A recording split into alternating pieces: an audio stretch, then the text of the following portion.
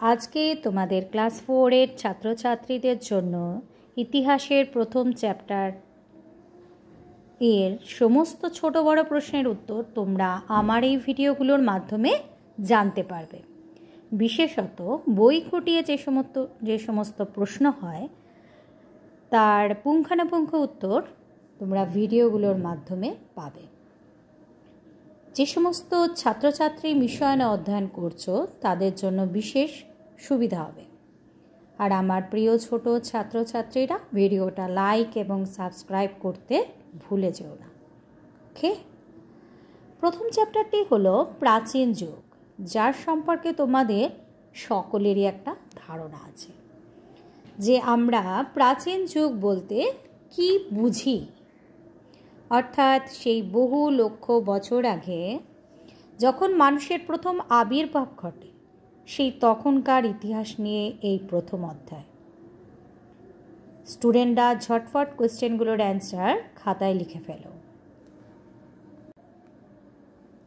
লেখো প্রথম প্রশ্ন, আজ থেকে কত বছর আগে পৃথিবীতে মানুষের আবির্ভাব ঘটে? অ্যান্সার হবে প্রায় 10 লক্ষ বছর আগে। প্রায় কথাটা লিখতে কিন্তু কখনোই ভুলে যাবে না। ওকে। দ্বিতীয় প্রশ্ন, আদিম জীবনে মানুষের জীবনযাত্রা কেমন ছিল? মানুষের জীবনযাত্রা ছিল পশুদের মতো। 3 নম্বর প্রশ্ন, আদিম জীবনে মানুষের বাস কোথায় ছিল?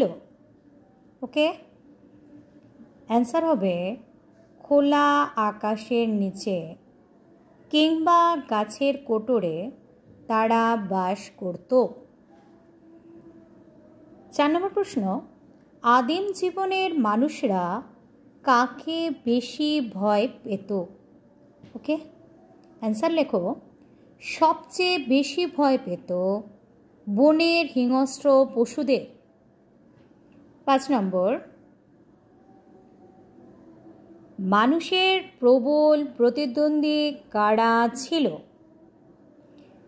অ্যান্সার হবে বনের হিংস্র পশুরা ছিল তার প্রবল প্রতিদ্বন্দ্বী।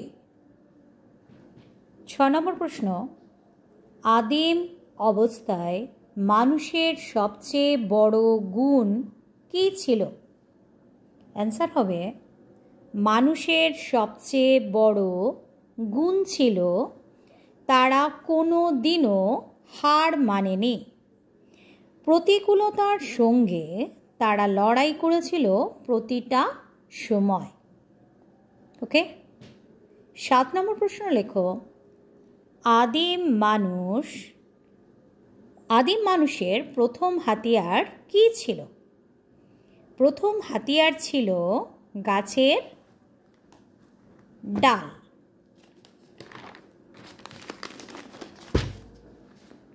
8 নম্বর প্রশ্ন লেখো আদিম যুগে পরপর কী কী হাতিয়ার তৈরি হয়েছিল? অ্যান্সার হবে প্রথম হাতিয়ার ছিল গাছের ডাল, তারপর এবড়ো খেবড়ো পাথর, কমা দিয়ে দিয়ে লিখবে, তারপর পাথরগুলোকে ছুচালো করে বানানো হয়েছিল দাড়ি। 9 নম্বর প্রশ্ন হবে পশুদের ঘায়েল করার জন্য মানুষ কি কি উপায় বের করেছিল? অ্যান্সার হবে পশুদের ঘায়েল করার জন্য আদিম মানুষরা নানা অস্ত্র তৈরি করেছিল। প্রথম ছিল গাছের ডাল, তারপর এবড়ো খেবড়ো পাথর, তারপর ধীরে ধীরে এই পাথরগুলোকে ছুচালো করেছিল পশুদের ঘায়েল করার জন্য দাঁড়িয়ে।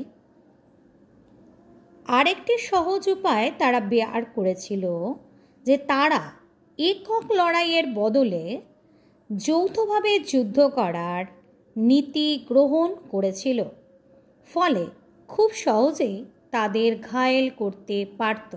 অর্থাৎ একসঙ্গে যদি কোনো কাজ করা হয় তাহলে সেটা খুব সহজভাবেই সাফল্য লাভ করা যায়। ওকে, 10 নম্বর প্রশ্ন লেখো, আদিম মানুষের খাদ্যের সমস্যা কিভাবে কেটেছে? অ্যান্সার হবে, মানুষ যখন বন ছেড়ে গুহায় বাস করতে শুরু করেছিল, ঠিক সেই সময় থেকে বনের কিছু পশুকে পোষ মানিয়ে নিজের বিভিন্ন কাজে লাগিয়েছে তারা। এছাড়া তাদের দুধ ও মাংস এই আদিম মানুষরা খেয়েছে। এইভাবে খাদ্যের সমস্যা মিটেছে। ওকে, 11 নম্বর প্রশ্ন লেখো, মানুষ অবসর সময় কি কাজ করত? খাদ্যের সমস্যা যে সময় থেকে মিটে গিয়েছিল, সেই সময় থেকে মানুষ অবসর সময় পেতে শুরু করেছিল। আর এই সময় থেকে মানুষ গুহায় ছবি আঁকা শুরু করেছিল।